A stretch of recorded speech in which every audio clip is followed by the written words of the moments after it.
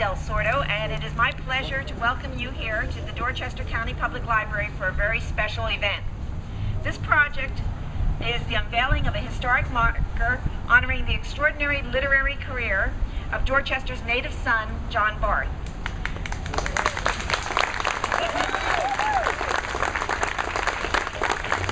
Dorchester County Council of Dorchester, Maryland, does hereby proclaim June 12, 2010 as John Barth Day and ask that all citizens join the Friends of the Dorchester County Public Library with the support of the Nanny Wandell Foundation, the Maryland Heritage Area, and the Heart of Chesapeake Country Heritage Area in giving tribute to John Barth and his literary achievements with historical marker at the Dorchester County Public Library in Maryland, executed this 12th day of June in the year of our Lord 2010, signed by all 5 council members. And congratulations, sir.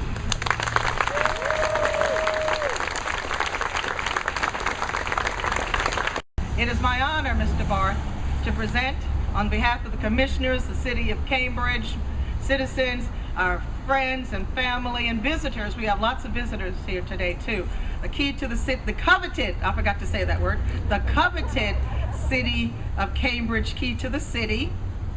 And if there is any door that is locked, this door key will open it for you. You know, when you read through Jack's work over the past 50 years, you can hear a pride of place emerge.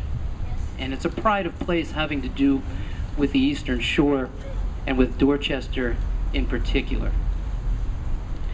Over that time, Jack has shared that pride with the world. So we're here today to acknowledge that pride cuts 2 ways. We're proud of Jack, and with his historic marker, we'll be sharing that pride in a very public way for a long time to come. So why don't we take a look at it?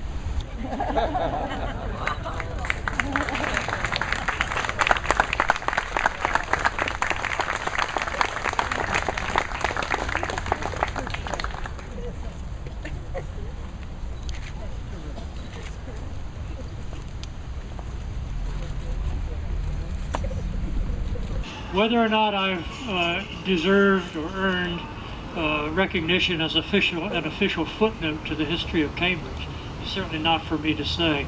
But I'm enormously grateful to John Lewis, the Friends of the Library, Gloria Richardson, all the other civic organizations involved here who seem to have decided that that's the case, because Cambridge, for sure, has been an important part of my history, this town, this county, Tidewater, Maryland, generally.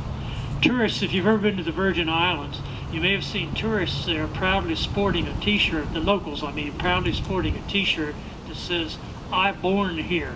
Well, likewise, I born here on the south bank of the Choptank, where, as my father liked to say, and you've got t-shirts to prove it, I see around here, the real Eastern Shore begins on the south bank of the Choptank. More specifically, my siblings and I were born over at the foot of Aurora Street in rough and ready East Cambridge, that it was called back then. In fact, it was called the rough and ready Bloody Fifth Ward back then. So yeah, that was our councilman right there.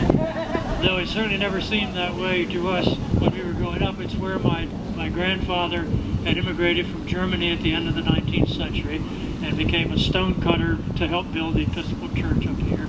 Looked around, liked what he saw, raised his family there, and it's where my parents were content to live their whole lives and raise their children. So my Cambridge, which includes not only Aurora Street, but it includes East Cambridge Elementary, where I was once properly paddled for writing a naughty poem about one of my teachers, and was thus introduced dramatically to both the pains and the pleasures of authorship. It includes the old Cambridge High, and of course Race Street, High Street and Long Wharf, Water Street, the Boulevard, Whitey's Candyland, Shine's Arcade Theater, the library, where I feasted on Hardy Boys and Tom Swift and novels, Tarzan novels, while my sister did the Bobbsey Twins and the Nancy Drew mysteries.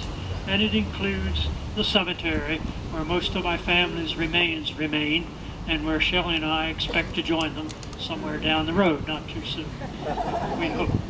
These and the river shore and the great down county salt marshes were my life's coordinates from birth through high school and college and my first efforts as a writer of fiction, and they remain as touchstones of my imagination. Thank you for that, dear Cambridge, and thank you all for coming.